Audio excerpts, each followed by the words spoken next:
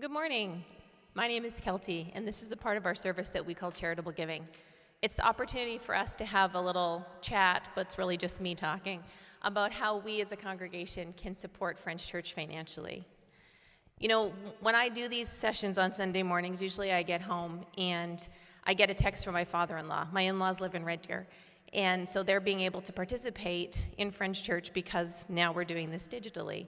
And I'll get a text from my father-in-law that says something like, "Good job, kid.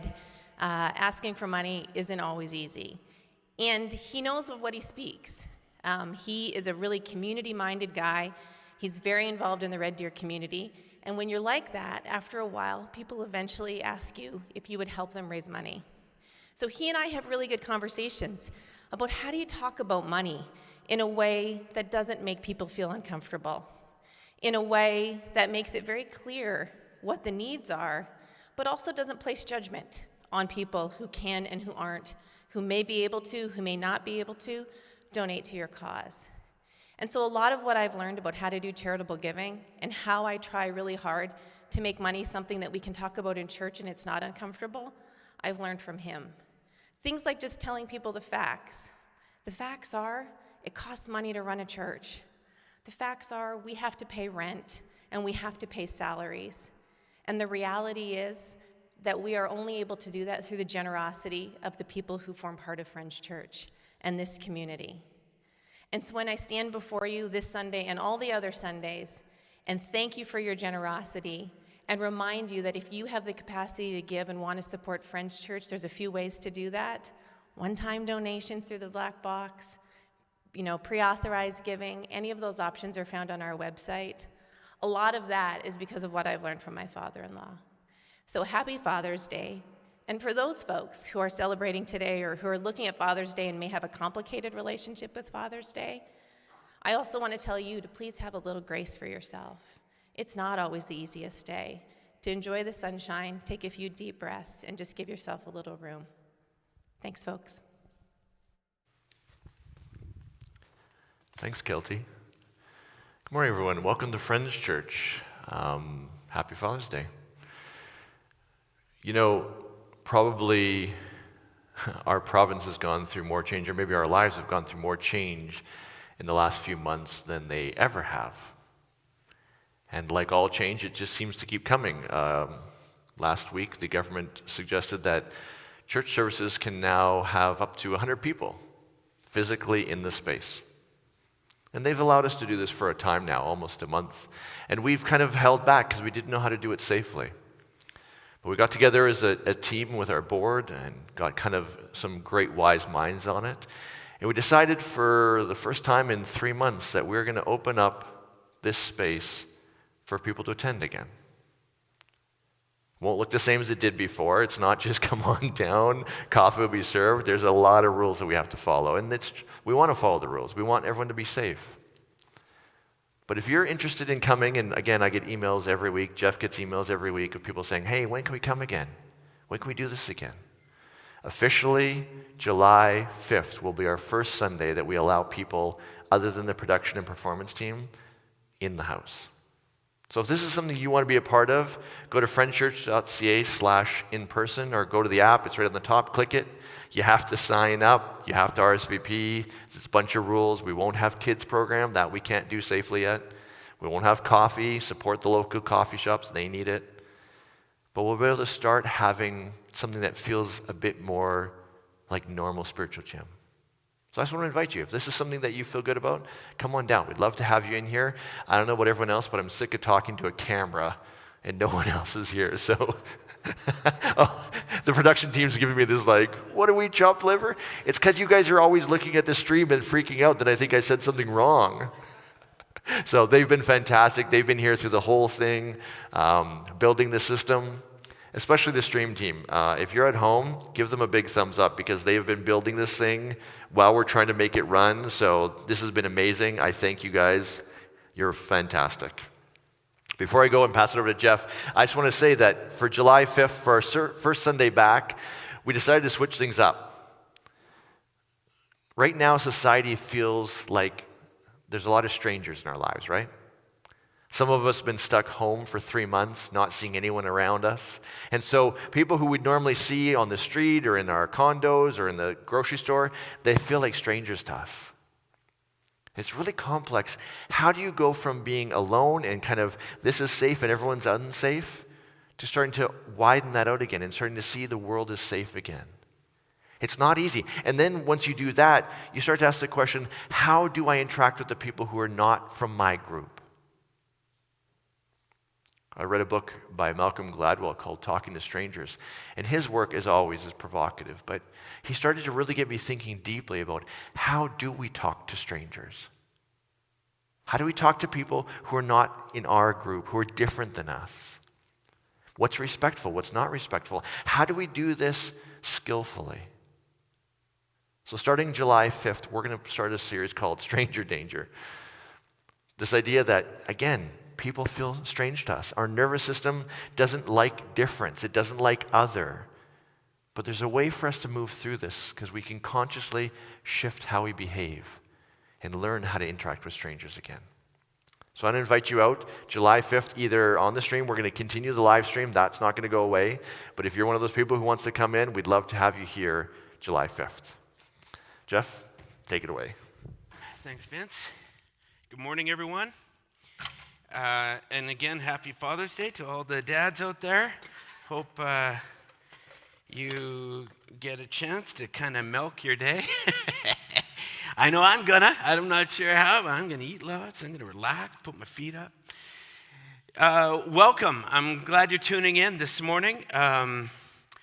Great music this morning. Just an opportunity to stop the train, the crazy train, and think deeply about your own journey and life. Over the last month or so, I've been pondering principles within this book, the Book of Joy, written by Desmond Tutu and Dalai Lama. The whole premise of the book is that there's a joy that's available, that you can tap into, that you can experience, but it's not something that just kind of has to be fleeting when the circumstances go south on you. It's actually something that can well up from within you despite the circumstances. As I've been pondering the principles in this book and thinking about that concept, and hey, I've heard of the idea of having some kind of peace and joy despite all that goes on around you, but I've got to be honest with you, as I've reflected on this, I haven't seen many people throughout my life actually experience it. If I'm really honest, most of my life I've watched people I love dearly, their happiness or their well-being, their sense of wholeness kind of rise and fall based on their circumstances. One day, they're happier than all get out. The next day, when things go south, they are a completely different person. Like a roller coaster. This is what I've watched. People, one day, things are great. Countenance is up. It's like the stock market. The next day, things fall. The yo-yo drops. And I'm looking at a completely different person. I would love to say that I am tapping into this thing. That though I've seen that stuff, I have experienced something else. And I'm a pretty level-headed guy. Most days I feel kind of happy. I was wondering as I'm reading through this book, I'm thinking, maybe this is what I've got. Maybe I've tapped into the fountain of joy. That's what's going on. Weird how it happens. My brother-in-law, Kathy's brother, passed away last summer.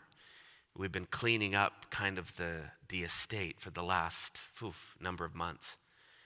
And it's all kind of come down to getting his townhouse all cleaned up, give it a little bit of a facelift to get it onto the market.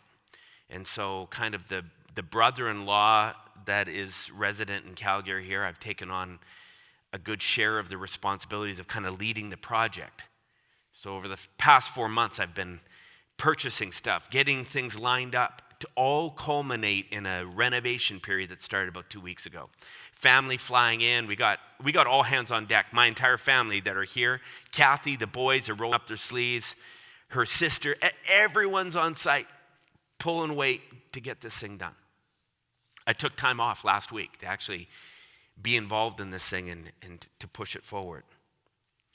But in the process, we've discovered some misunderstandings. We realized that some of us were working off of different assumptions that others had. When you start talking about timeline and expectations of effort, budget, how well everything was going to be done. I mean, we're just discovering that we're not all on the same page. Last week, I hit a boiling point and had to walk off the job site. Now, it was great timing because I had a little golf trip lined up at the end of my vacation. So I got out of town. But when I was leaving, I was in a bad place. Kathy and the boys saw me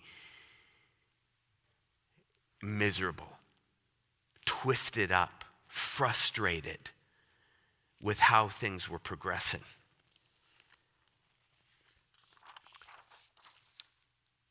So this morning, as I speak of this joy that somehow is available in the midst of dark times, I got to tell you, it's still a bit of a mystery to me. And though I don't think I have tapped into it fully, I desperately want to. I want to learn how to live above the circumstances I find myself in, to be able to maintain composure, to give a loving response, to be calm, to be able to laugh in the midst of pain or misfortune or misunderstanding. I want that bad.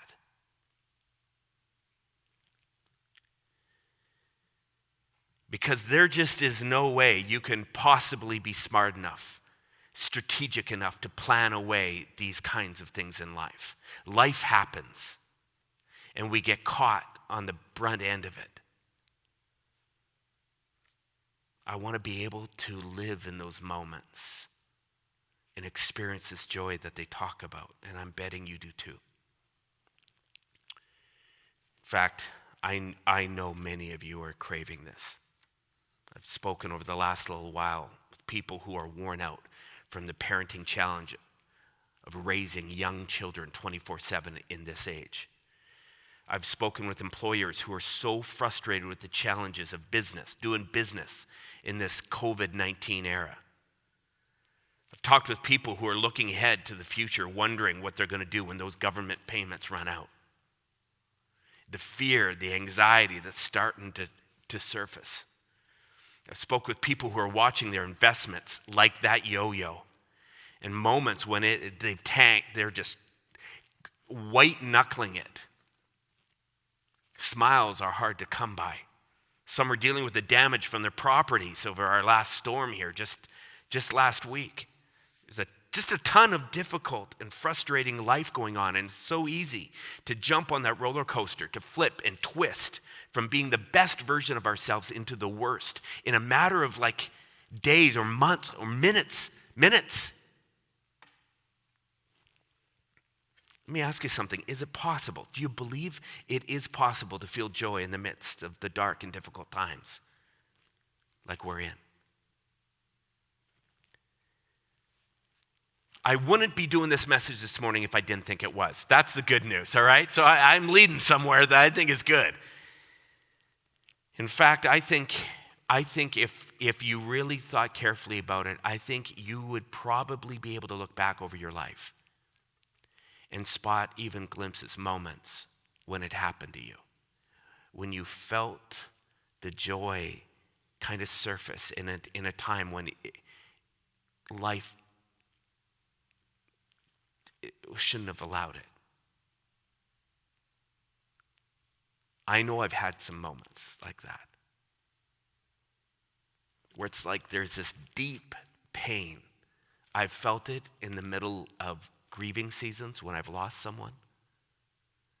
And in the middle of it all, kind of this sense of wholeness and wellness just kind of welled up, and I found myself giddy.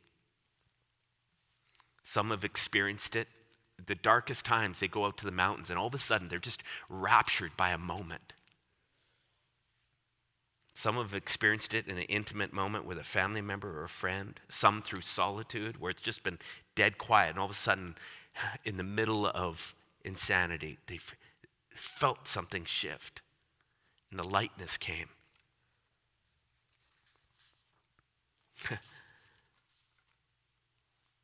In one dark time, I remember doing a meditation. I was desperate for help. I remember doing a meditation, and something in the middle of that meditation, it was just like, it's like this weight just lifted off. And in that moment, I just felt so light, so free from the anxiety, the worry, the fear, whatever. And I remember kind of coming out of the meditation, just going, oh, like waking up from a 12-hour sleep that was just dead. I was just like, whoa, did that feel amazing? Somehow, whatever happened, it brought me into the very present moment. When you feel that lightness, it's hard not to smile. I believe these feelings of joy in the midst of dark times are possible, but they are far from automatic. You don't just push some magic button typically and it shows up. The kind of joy that we experience that we're talking about isn't experienced in more than fleeting moments without there being done some heavy lifting, some work. And now I want to talk about that this morning. What do you have to do? What muscles do you have to develop to see this thing push through the ugliness of life to experience in a greater measure? I want to talk about two specific muscles this morning that I think will do it. And they talk about it in the book here. And I as they talk about it, I'm going, yeah, I felt that. Let me first of all talk about something that goes on in your mind. Most of the emotional suffering that we experience that robs us of our joy moments is a result of your thinking. That is now a bygone fact. Our thinking and our fixating on negative things that have happened or are happening or might happen in the coming days. Our thinking seems to be the greatest culprit to losing our joy. It's been said again and again, things are not what they are, but what we think they are. Things are what we perceive with our mind. How else do you explain how two people who experience the exact same circumstance can have two completely different outlooks and reactions to life? In the book, the book of joy, a story is told of this woman who visits two soldiers who are injured in combat. They both are in the same hospital, and they both have suffered the loss of the use of their legs. Two different hospital rooms. She walks into one, and the one there is reeling from the reality that he will never walk again. He's knotted up in the fetal position on his bed. He's railing against life. He's decrying his fate.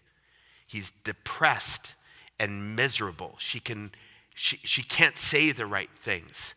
Everything that she's saying is just this reaction, this palpable pain that is coming out in his language, in the way that he is reacting to her words. She then walks out and goes into the next room, and here's this other soldier. Again, no use of his legs, but he's sitting up. He's in a wheelchair, in fact.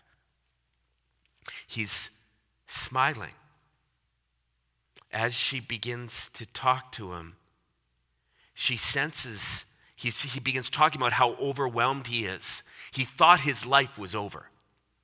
He thought he was done. When everything happened, he thought it was lights out. And in that moment, he's saying, I realize I've been given another chance. She's so stunned by this. he says, would you mind wheeling me out for a little walk? So she takes him out. And as she's walking him through the gardens of the hospital, he says, I never realized before, being this low to the ground, you can actually smell the flowers. When you're down low, you can smell them. I could never smell them before. I didn't know that could happen. He says, I never realized at this level, I can look kids right in the eye. She's sitting there talking to him, and as they're passing these children, he's talking to them, and he's sharing his observations. She is so blown away by what she's hearing come out of this guy. Exact same loss. Exact same long-term prognosis. Two completely different experiences of life. Things are not what they are, but what we think they are. Been reading about the Dalai Lama over the last few weeks. Didn't know much about him. I've come to learn that he is known for his upbeat outlook on life, his warm and inclusive approach to others. I did not realize that in 1989 he won the Nobel Peace Prize, recognized for his activism, his awareness that he's been raising about all kinds of issues that are making our world better.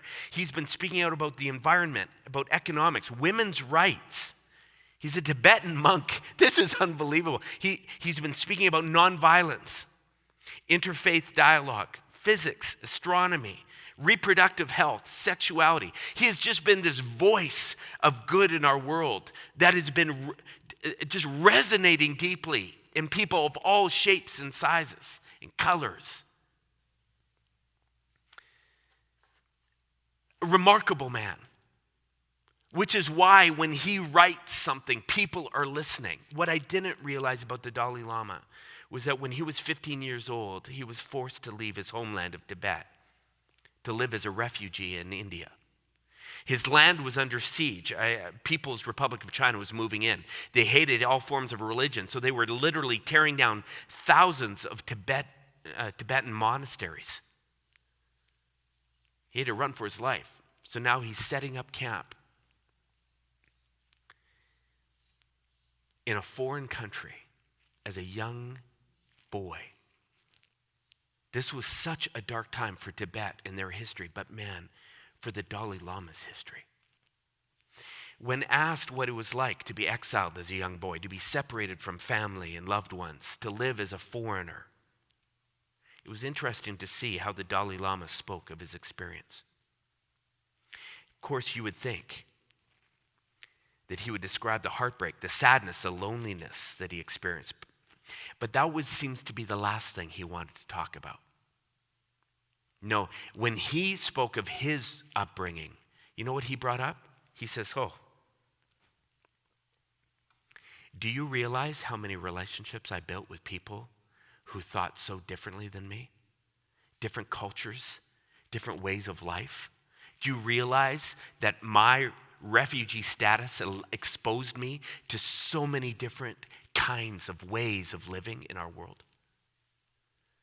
He said, you understand the great understanding I've gained from people who are different.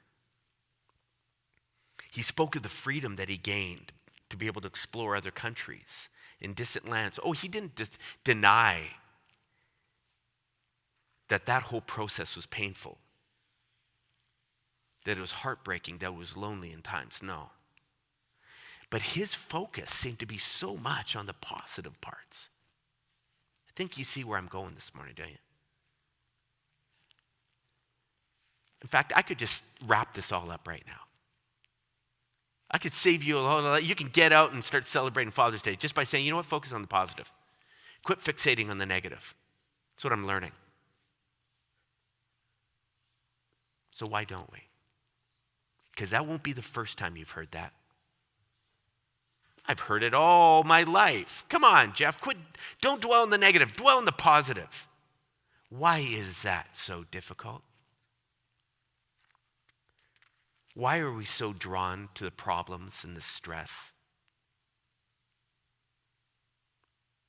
Why can everything be so good and yet one thing goes wrong and that's all we fixate on?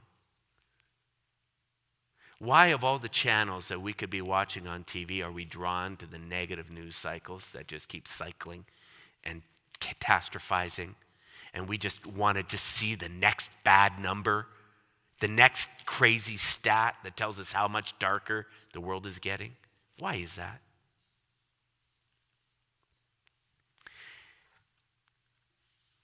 What is it within us that focuses on what's broken more than on what's working?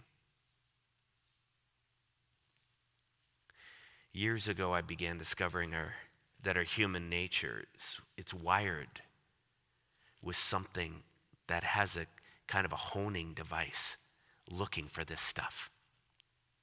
We're wired with this internal voice, a mind, a thinker, that in its most unhealthy form, it fixates on the negative. Oh, it loves it. It loves noticing what's wrong, what's unfair, what's missing. What kind of problems might be waiting for you? What wrongs have been committed against you? It's just constantly scanning to find it. You felt it. Maybe you haven't recognized the voice as it's talking and noticing. Oh, but it's working. It's not an evil thing. I don't want to make it sound like this. It's this bad thing. It can actually be a very good thing. It's wired into us, trying to line up what our unconscious mind wants out of life. It tries to line up what we're deeply wanting with the realities of our world. It's just trying to reconcile everything. Warning you, hey, watch out. Something's coming. Be careful here. Oh, hey, you're not getting what's coming to you. That guy got more. It's trying to get you what you deep down want. They call it our thinker, our mind, our ego. And when it goes unchecked, when it's left up to its own devices, man, I'm telling you, that thing is just scouring for the bad report. This thinking,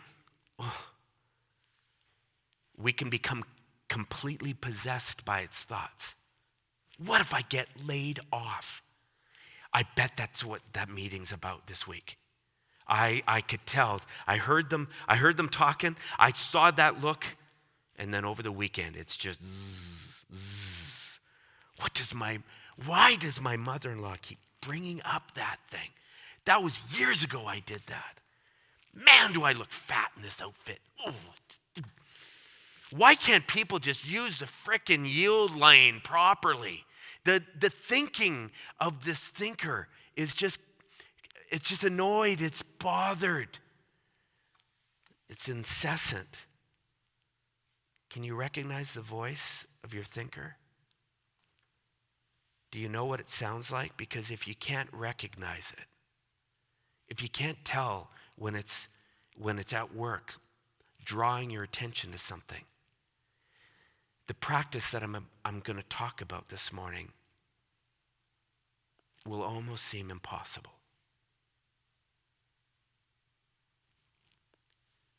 Let me tell you why I say that. In addition to the movement of thought that's going on in your head, there's another dimension to this thinker, this ego inside you. And that is the dimension of emotion.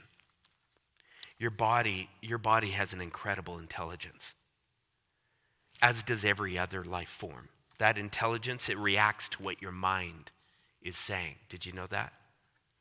It reacts to your thoughts. So emotion really is just your body's reaction to your mind. You can hear on the news that someone's car was stolen in your neighborhood. You don't even think twice about it. But then all of a sudden you walk out and you realize your car is missing. Now what happens? Instantly you are feeling something in your body. Your mind senses threat, and instantly your body starts responding. Your body is incredibly intelligent, but it cannot tell the difference between an actual situation and a thought. It can't. It reacts to every thought as if it were reality.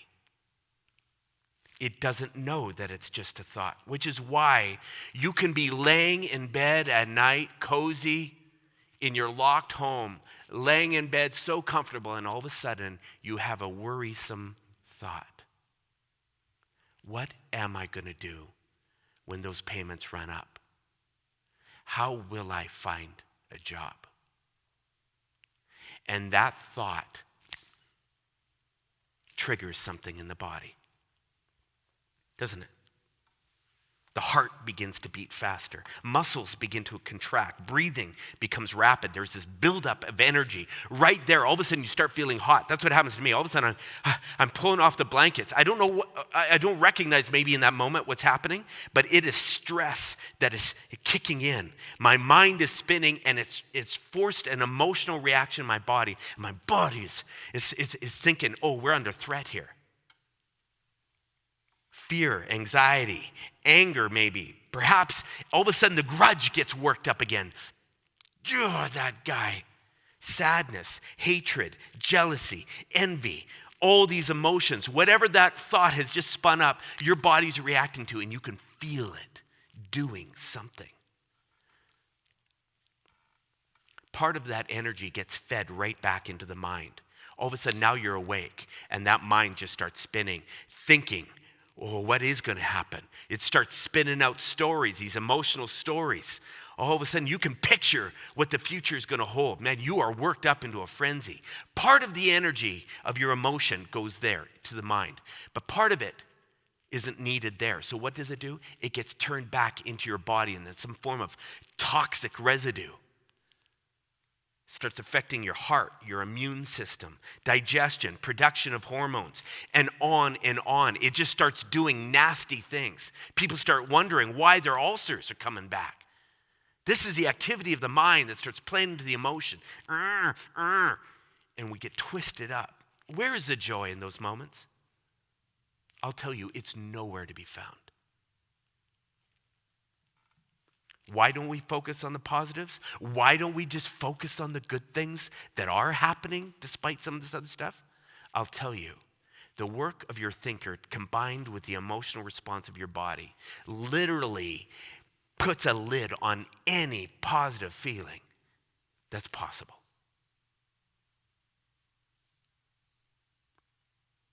And the sad thing is most of us, when this cycle starts going, this vicious cycle just starts churning out, we have very little conscious awareness.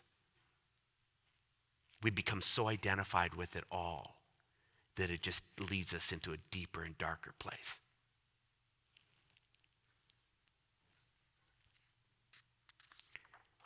Things are not what they are, but what we think they are. If you can grow aware of that very thing I just described, if all of a sudden, in one of those moments when it starts up, something is said, a thought enters, and all of a sudden you go, whoa, whoa, whoa, whoa, whoo, there it is right there. If you can grow aware of it, they say, it's like instantly the power of that thought is diminished. If you can grow aware of it. Which is why personally for me, I am such a deep advocate of meditation. For me personally, it's not for everyone, but I've found few things in the middle of my moments, and I have many of them at night. That's when I get them. About 3:30, it's like clockwork. If something's going on in my world, it will come up in my subconscious in the middle of the night, and I'm hot, I'm kicking off the sheets. I'll reach for my app, Insight Timer, and all of a sudden, start bringing awareness and distance from my thought. That's just one way, and I'm telling you, as I've done it, it's amazing how the mind slows and my body's reaction to it.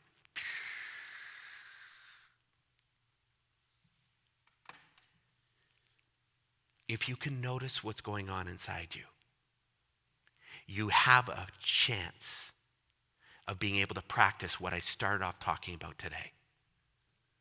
This thing of looking and finding the positive that's around you. This is an actual practice. Did you know it?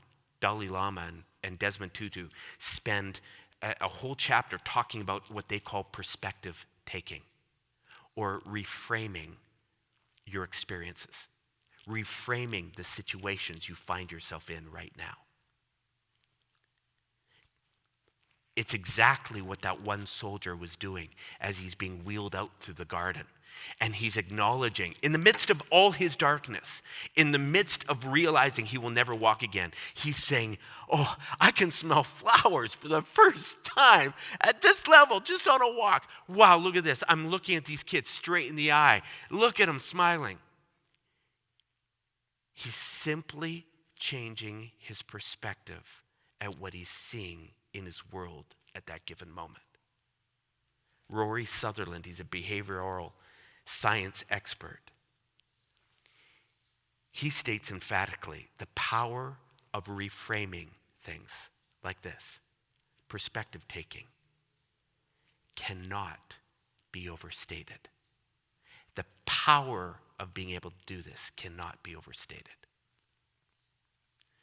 One thing I've noticed is that those who do this, who are able to reframe the challenging, difficult, darkness, circumstances they find themselves in, they tend to operate on a common assumption. I spotted this in one of the authors of the Bible, a guy named James.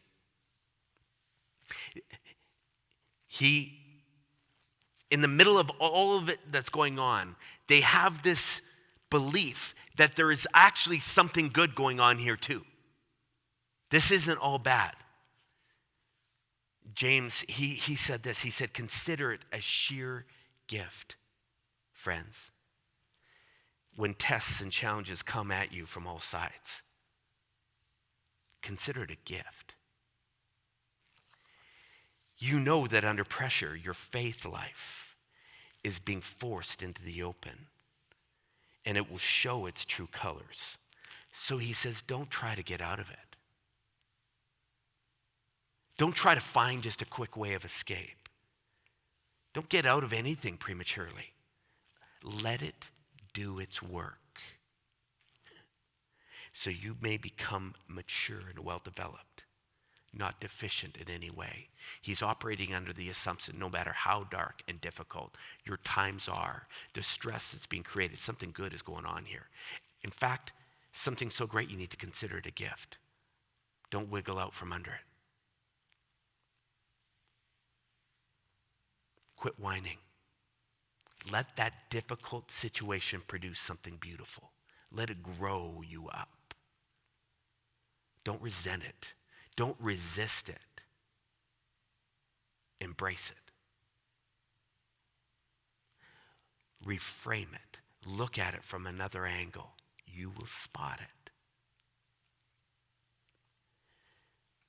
You know, one of the most prolific authors of the Bible, a guy named Paul, the Apostle Paul, I have to admit, I got a kind of a love-hate thing going with him. But I have to say this. This guy knew dark times. Dark. He was reflecting on it in one passage, in one book he wrote. He said, I've been jailed more often. I've been beaten up more times than I can count. Been at death's door time after time. I've been flogged 5 times with the Jews' 39 lashes. I've been beaten by Roman rods 3 times. I've been pummeled by rocks once. I've been shipwrecked 3 times, left out in the open water, open seas, a night and a day. He said, in hard traveling year in and year out, I've had to ford rivers, fend off robbers, struggle with friends, struggle with foes. I've been betrayed by those I thought were my brothers. His list, he just kept going. This guy, he experienced some dark stuff in his life, which blows me away when I read these words that he wrote. He said, actually, you know what? I don't have a sense of needing anything personally. I've learned now to be quite content, whatever my circumstances. That'd be one thing if some billionaire is saying, oh, I've learned how to be content. I'm going, yeah, right. Sure, I would be too if I were you. But this is Paul, having lived that kind of life. He's going, I've learned to be content, whatever my circumstances. I'm just as happy with little as with much as with little. Then he goes on, he says, I found the recipe for being happy, whether full or hungry, hands full or hands empty. Now he uses the word happy. He uses the word content, but I'm telling you, by Desmond Tutu and the Dalai Lama's definitions, he's talking about joy. He's saying, I haven't just learned how to be happy in the good times. No, I've learned how to experience something even in the dark times. What's his recipe? That's what I'm looking. I'm going, come on, what is it? What is your trick? Here's what he said. I'd say you'd do best by fixing your thoughts on whatever is true and honorable and right and pure. Fix your thoughts on what is lovely and admirable. You think about these things that are excellent. Dwell on them. Ruminate on them. Fix your mind on that stuff. And then he says, the God of peace will be with you. That was his language for saying something sacred happens when you do that. Reframe your stories. Find the good. Find the thing. There I am in the middle of this family renovation process, and I'm twisted. My family are talking to me, trying to talk me down. I'm just like, you know what? I'm out. I'm going golfing. Have at it. Have a great time. So I come back 3 days later. And I'm sitting there with my boy. I say, hey, how's it going, man? I just get back. I just say, give me the update. He begins to tell me how much fun he's having. He said, Dad, do you realize how much I've learned? I love this stuff. He's been buried in school. He just graduated engineering. He's like, I'm mudding drywall. I'm learning to paint. He says, and all this family time, he said, this has been so awesome. I'm realizing some quirks to some of these different family members. It's hilarious. Did you know? And he starts telling me the stories. All of a sudden, I'm seeing another perspective to all that's gone on. I wish I could have said, I got it. I wish I could have come in and said, you know, guys, I see all this good stuff. No, my son shared a perspective that I just could not see in the moment. As he began talking, it was like a fresh new lens to see this amazing thing that's going on, his family coming together, putting this last chapter of my brother-in-law's life to bed. I walked onto the job site. Just light again. I'm just like, oh.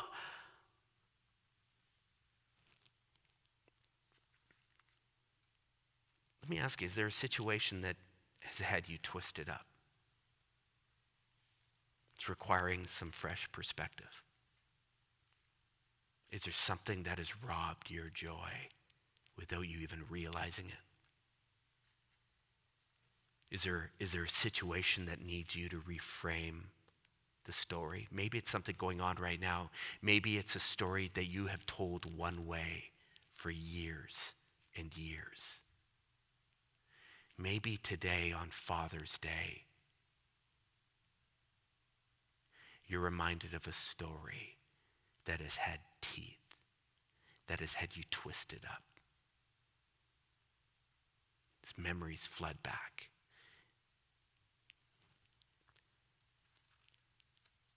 I don't know what your stories or what your situations are. But I gotta tell you something. You've got a moment, you've got an opportunity right now to practice some perspective taking and change the angle that you look at that situation. You have an opportunity to reframe the story if you're open. And I'll warn you right now, your thinker probably doesn't want you to.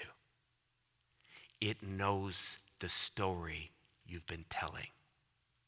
It knows the intricate details of what's wrong. But in this moment, if you can grow aware of that thing inside you that wants you to be bothered, and you can allow its voice to diminish, just acknowledge it. Just say, oh, thank you. Thank you. I know that was bad. I know that wasn't right. No, I know. And you get some distance from it. And then you put on a new set of lenses and you choose to look for that which is good, that which is honorable. Find it. Maybe you have to dig real deep. Maybe right now in this moment, as you start reframing, all you can say is, this, regardless of all that went down, this was a gift if I choose to see it that way. May you reframe the stories that have had you twisted up. And in the process, may you experience these moments of joy more and more as they take over, that sense of wholeness and rightness, the lightness that comes that allows you to laugh, perhaps even in the midst of stress or fear or pain or misunderstanding. It's my prayer for you. Yeah. I wish you all the joy in the world this week. Happy Father's Day to all you dads out there. We will see you back next week. I'm talking about, this was a habit of the mind that we were focused on this week. Next week, I'm going to talk about some habits of the heart as we close up this final series, final episode of this Path to Joy series. Have a great week, everyone. Enjoy the weather.